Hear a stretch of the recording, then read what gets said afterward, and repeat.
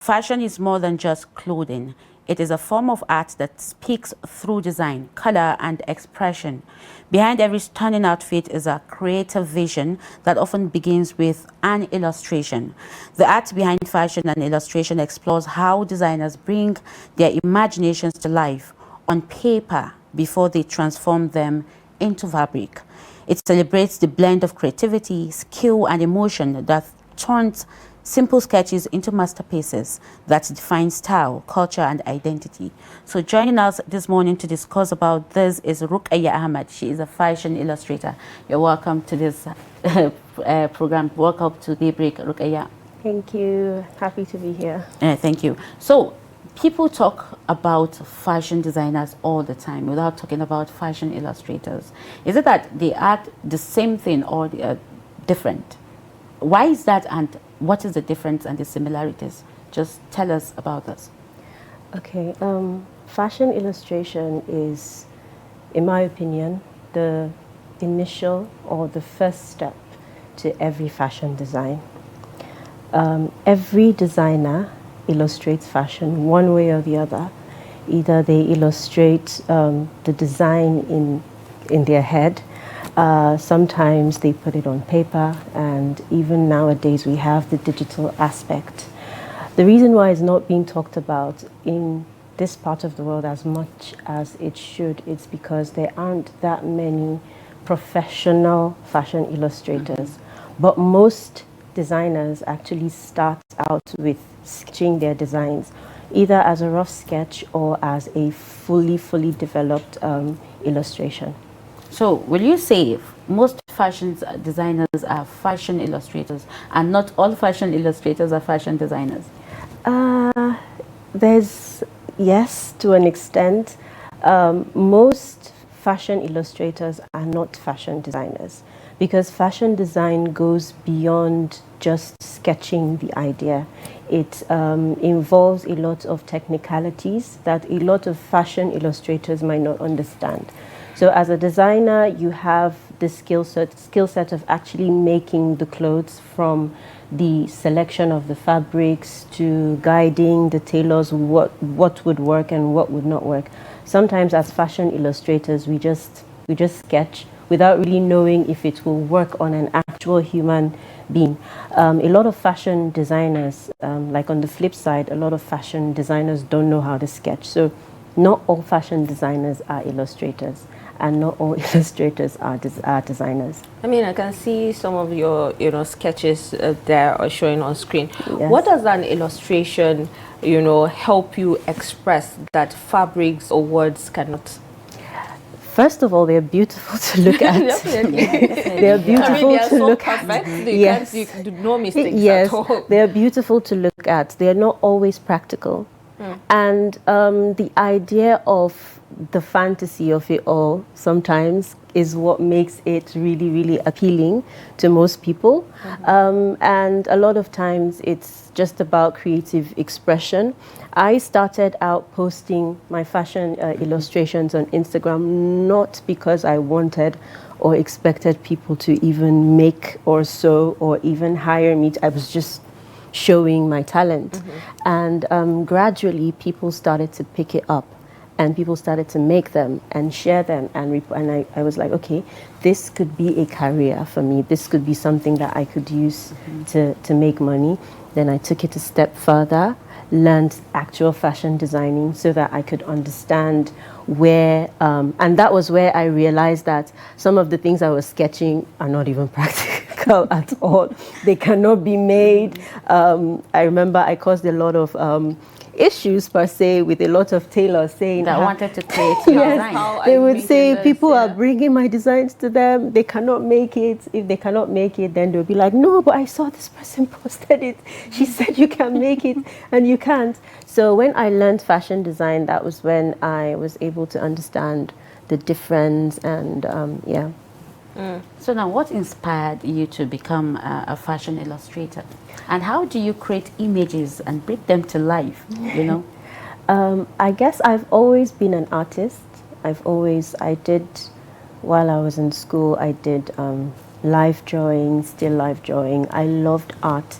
Gradually, as I got older, I started to develop an interest in fashion itself. So I would sit down on my own and just come up with styles. As I grew older, I started to give anytime I'm going to make anything or any like Salah period or something, I would just sketch what I wanted. They weren't nice to look at or anything, but the idea was there such that the tailors could understand what I was sketching and they would bring that to life.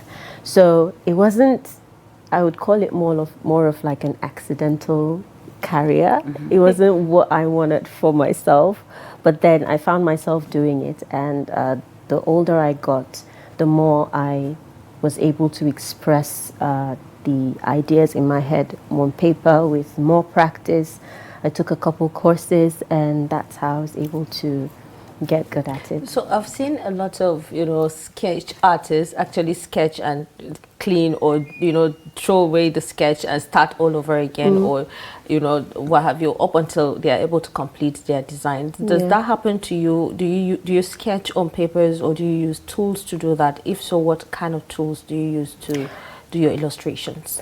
Well, I started sketching on paper, and I think well over 10 years ago, I discovered that it could be done digitally. So on computer, on your phone, on tablets, and so on.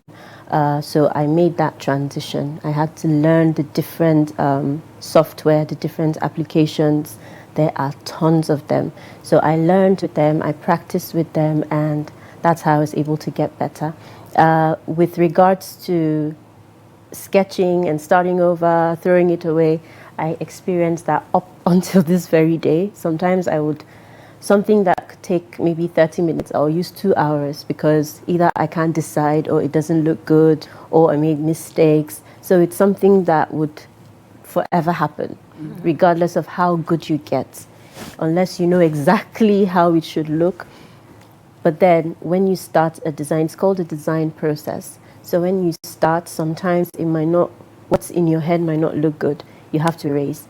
If it doesn't look good, if it's not what you imagined, you have to erase or throw it away and start all over. So it's something that happens.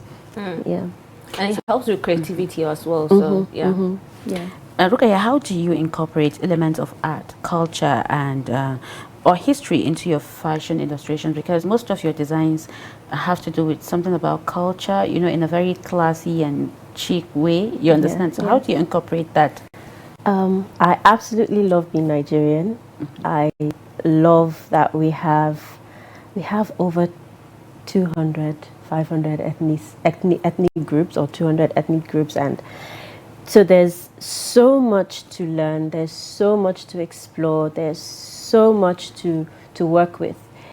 Even if I were to sketch from now to infinity, I still won't be able to cover all the different types of fabrics we have in Nigeria, all the different tribes and bridal wear and styles that we have in the country. So I'm always looking at the culture of our country and the fabrics. There's so many different types to work with. The colors are bold, beautiful, and they tend to tell a story. So I try to just incorporate that into my work as much as possible. And then most of the people I work with, they also feel the same. So it's not something that's difficult at all. So how do you explain it when people think you're actually a fashion designer? Because there's a thin line, when people think you can actually sew and design and sew clothes, and how do you explain it to them? In the early days of me posting or sharing my work on social media, it was actually a problem. So people would pay me to make the style for them, or people would pay me thinking that I was going to make the style for them, and I'd be like, no, it's only drawing.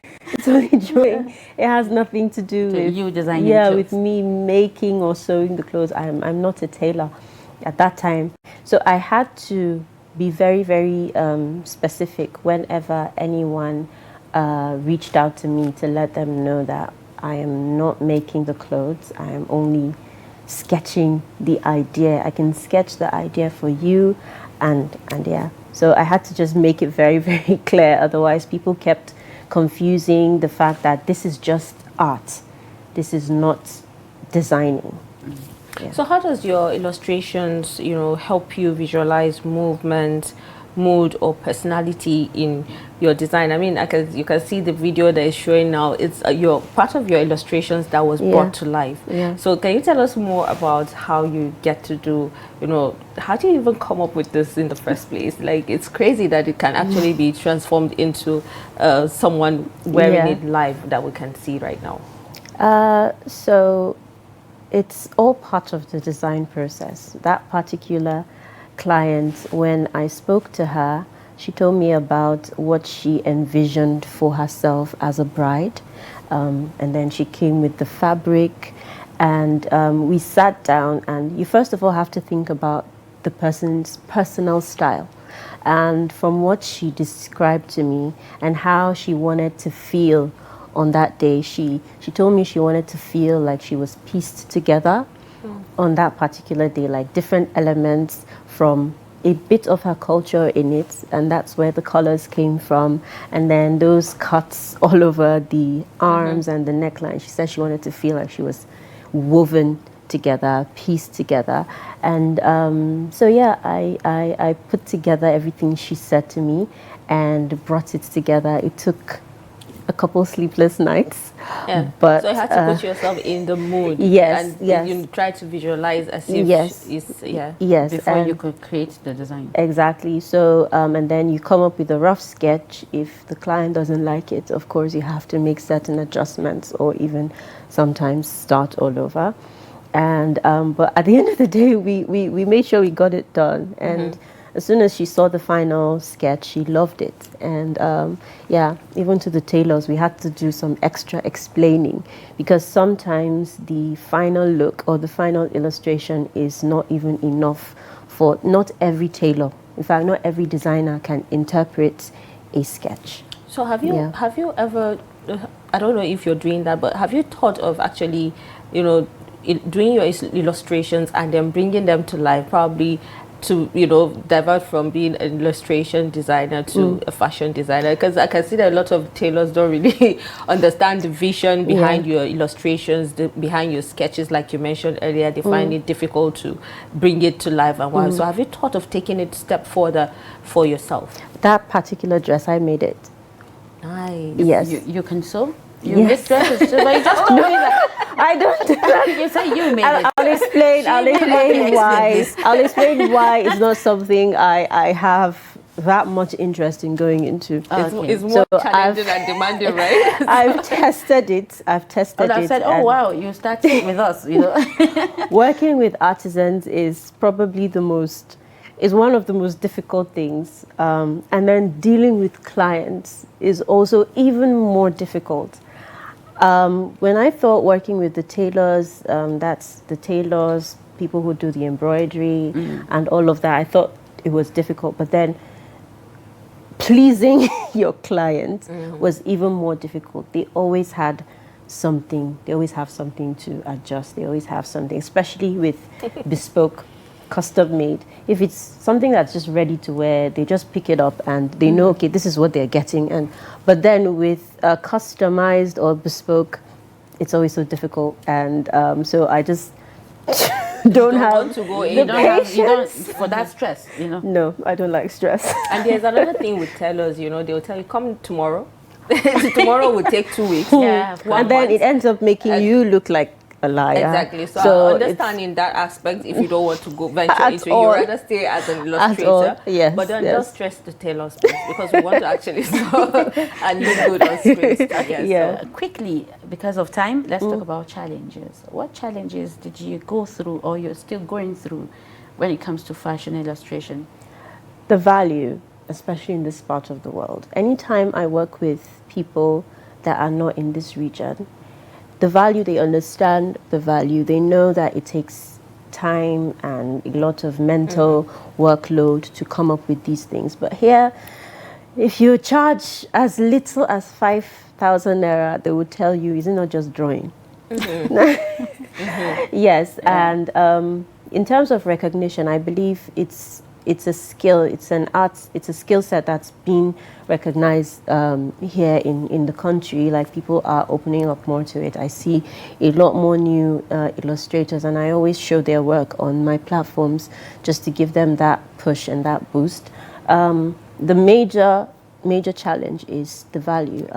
People don't understand the value yet, but I know that we will get there. I mean, it's just like painting. People in this part of the country world don't really understand the value of painting. Exactly. You go, yes, you know, when you go to other countries, you see how they value paintings. They can tell stories.